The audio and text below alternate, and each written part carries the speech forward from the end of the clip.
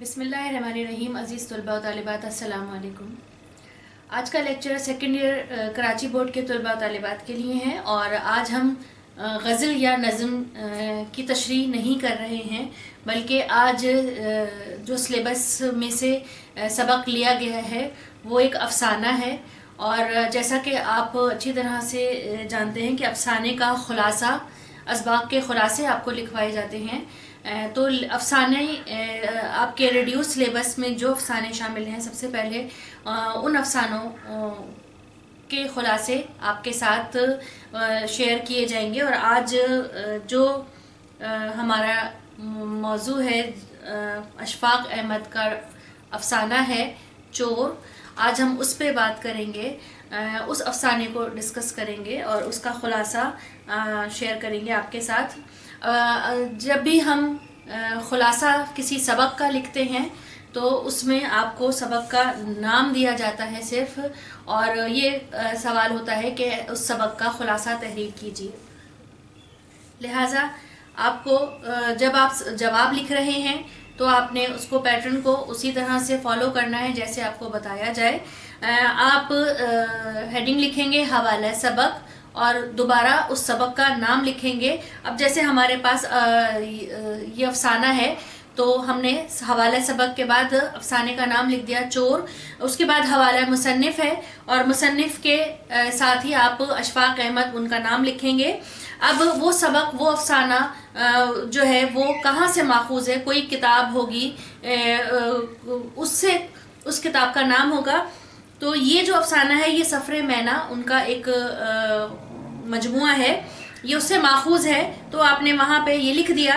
साथ में वजह शोहरत, मुसन्निफ़ की वजह शोहरत क्या है, तो यकीनन अफ़साना निगारी आपकी वजह शोहरत है, आपने ये लिख दिया। अफ़सानों के मजमुए उनके कितने हैं, तो वहाँ पे उन मजमुओं के नाम हैं उजले फूल और सफ़रे मैना जो है ये इनके मजमुए हैं। मुदर्रिस रहे हैं आप, अब वजह शोहरत और भी आप इनकी बयान कर सकते हैं। यूनिवर्सिटी ऑफ पंजाब और रोम के आप मुदर्रिस रहे हैं, आप लेक्चरर थे, वहाँ पे प्रोफेसर थे। साथ में आपने तारुफ मुसन्निफ़ की हेडिंग लिखनी है और मुसन्निफ़ का तारुफ लिखना होगा। अफ़साना निगारी है, ड्रामा निगारी है, सदाकार हैं आप। अशफाक अहमद उर्दू अदब का एक मोतबर नाम है। जज्बा मोहब्बत, कौल फ़िल का तज़ाद और इंसान की नफ्सियाती उलझने उनके मौज़ूआत में शामिल हैं। इसके अलावा इनके यहाँ बुज़ुर्गों की फ़हम दानिश का हवाला भी अक्सर मिलता है और वो तमाम तजुर्बात जो बुज़ुर्गों की उम्र भर की ज़िंदगी का निचोड़ होते हैं वो अशफाक अहमद के यहाँ हमें कुछ मिनटों में ही वो हमें समझा देते हैं। अशफाक अहमद की अफ़साना निगारी का पस मंज़र बेहद वसी है। वो अफ़सानों में नए नए तजुर्बात करते हैं, जुज़ियात निगारी में उन्हें बहुत महारत हासिल है। ज़ुबान बयान में सादगी और सलासत है। उनके बेशतर अफ़साने किसी न किसी मकसद के गिर्द घूमते हैं। वो एक सादा ज़िंदगी से मौज़ूआत निकालते हैं और उनके ऊपर अफ़साना निगारी करते हैं, उनके ऊपर बात करते हैं।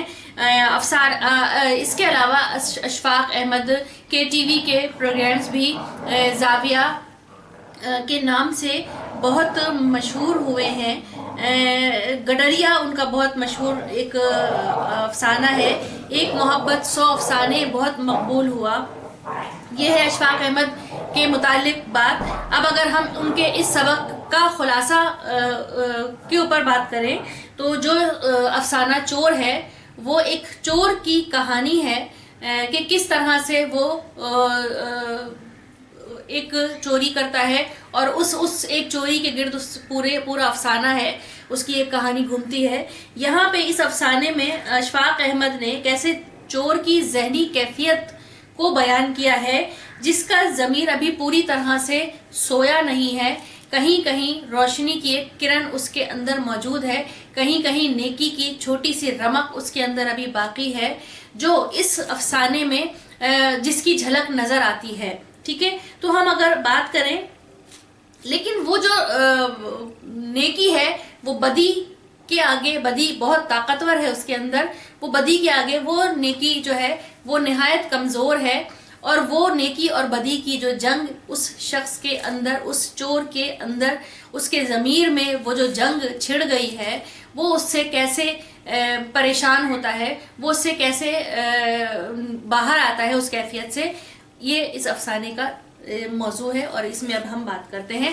جب ہم کسی بھی افسانے کا، کسی بھی سبق کا خلاصہ تحریر کرتے ہیں تو اس میں پوری اسٹوری نہیں بیان کی جاتی، بلکہ جو اس پوری کہانی کا مین موضوع ہوتا ہے، جو کچھ خاص بات ہوتی ہے، ہمیں مختصر الفاظ میں صرف وہی ڈسکس کرنا ہوتا ہے، صرف ہمیں اسی پہ بات کرنی ہوتی ہے، اور اس اتنے بڑے سبق کا جو خلاصہ ہے اس میں ہم نے حاصل کلام ضرور لکھنا ہوتا ہے کہ فائدہ کیا ہے ایک مصنف کو اتنا بڑا سبق تحریر کرنے کا، وہ ہمیں اس سبق سے سکھانا کیا چاہ رہا ہے، ہمیں وہ بات وہاں سے پک کرنی ہوتی ہے، اور جب ہم خلاصہ لکھتے ہیں تو ہمیں وہی بات وہاں پہ لکھنی ہوتی ہے۔ تو اس سبق میں ہم نے کیا سیکھا وہ ہم آخر میں لکھیں گے، لیکن مختصر طور پر کیونکہ یہ سبق پورا ایک اسٹوری ہی ہے تو اس میں مختصر سی ہم نے اسٹوری بیان کرنی ہے۔ وہ ایسے بیان کریں گے ہم ایک پیراگراف میں کہ ایک چور جو ہے وہ ایک شکیلہ بیگم نامی خاتون کے گھر میں چوری کی نیت سے وہ رات کے پہر کودتا ہے، اور وہ جب گھر کے تمام افراد جو ہیں وہ سو رہے ہوتے ہیں تو وہ ان کے گھر میں تلاشی لیتا ہے، تو وہ ایک غریب خاتون کا گھر ہے، اس کے گھر میں ایک نہایت معمولی سا سامان ہے۔ ایک الماری کھول کر جب وہ جائزہ لیتا ہے تو اس الماری میں بھی کچھ معمولی سی چیزیں ہیں اور دواؤں کی کچھ بوتلیں ہیں۔ اسے ایک صندوقچی ملتی ہے جو اسے لگتا ہے کہ شاید اس کے اندر اس کو کچھ چیزیں مل جائیں گی، تو اس صندوقچی کے نیچے اسے ایک لفافہ ملتا ہے جس میں ایک خط ہے اور 170 روپے ہیں۔ یہ وہ زمانے کا ذکر ہے جس میں 170 روپے کی ویلیو ہوا کرتی تھی، اور اس میں بہت کچھ سامان آ جایا کرتا تھا، بہت سی چیزیں اس 170 روپے سے لی جا سکتی تھیں، یہ وہ دور تھا۔ تو اس میں وہ 170 روپے تھے اور اس نے غنیمت جانا وہ پورا لفافہ خط سمیت اس نے اپنی جیب میں ڈالا اور وہاں سے چلتا بنا۔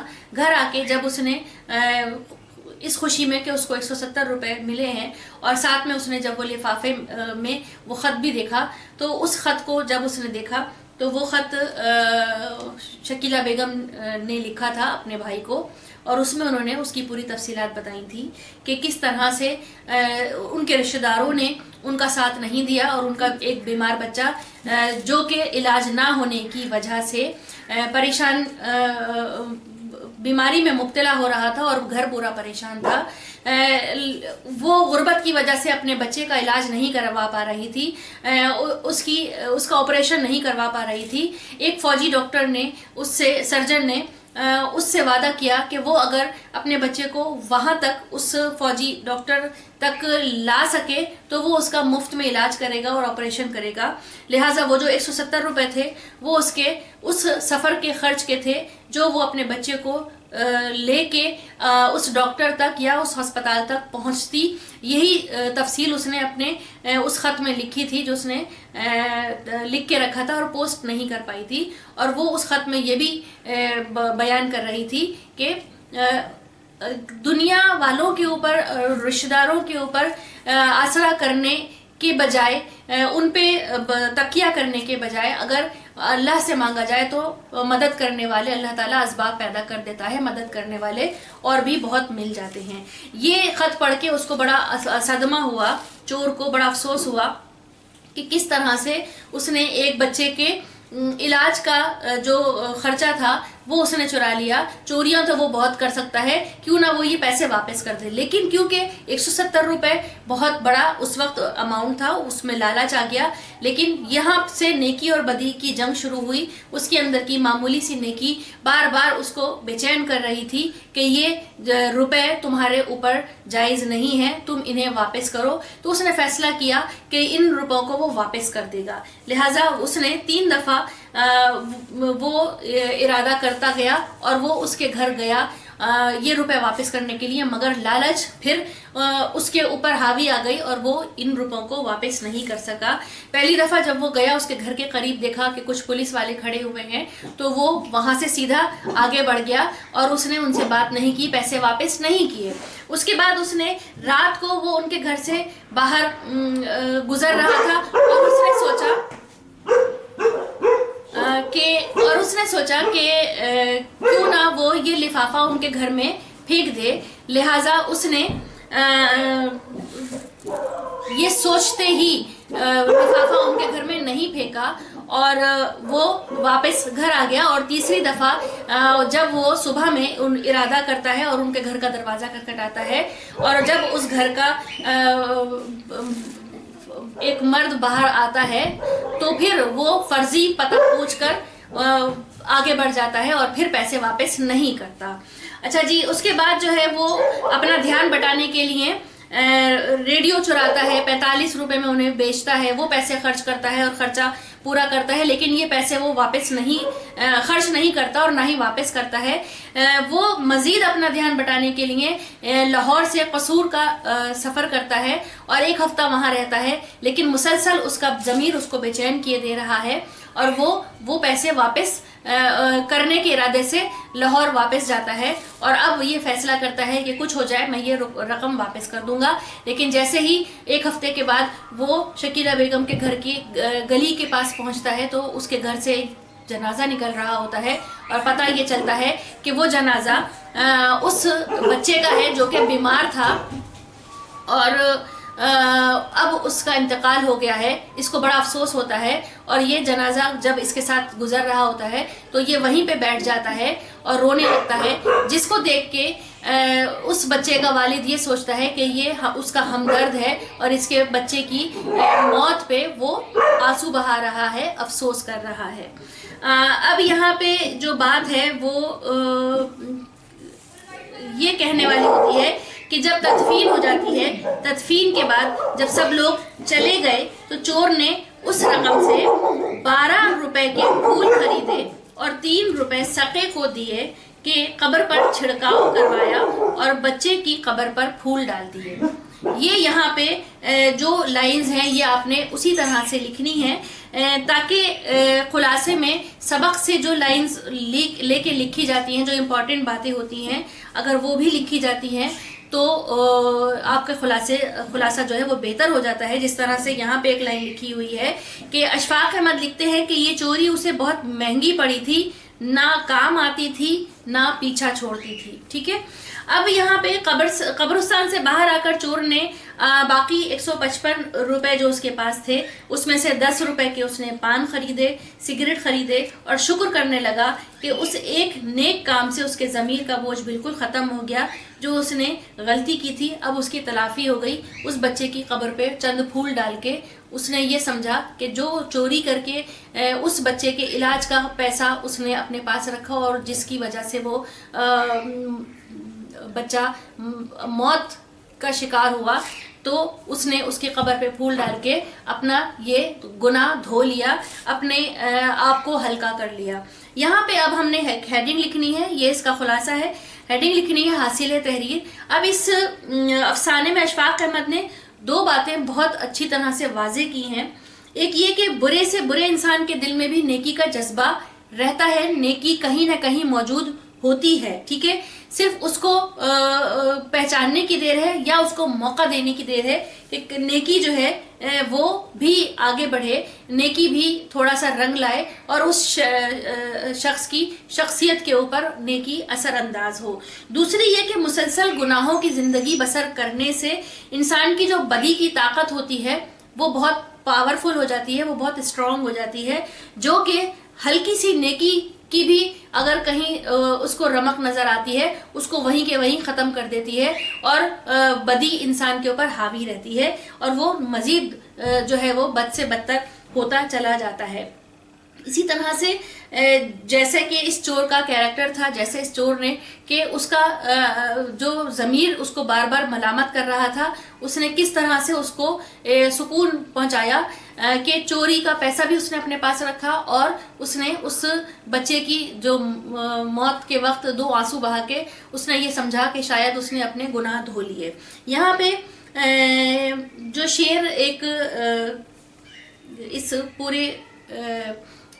اس پوری جو اسٹوری ہے اس کے ساتھ ایک شعر بڑا اہم آ رہا ہے۔ ضمیر کانپ تو جاتا ہے آپ کچھ بھی کہیں، وہ ہو گناہ سے پہلے کہ ہو گناہ کے بعد۔